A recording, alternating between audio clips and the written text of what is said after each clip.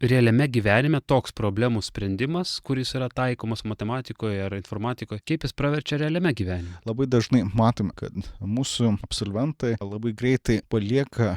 pavadinkim, tas techninės darbo vietas dažnai ir tampa įvairių sričių vadovais, nes yra limitas, ką tu gali vienas pats padaryti. Ir kai tu matai, kad galima sukombinuoti keletą žmonių komandą, pasiekti greičiau rezultatą, iš karto tas kompetencijos tampa pamatomos komandose, kitų vadovų, įmonėse, tai ateina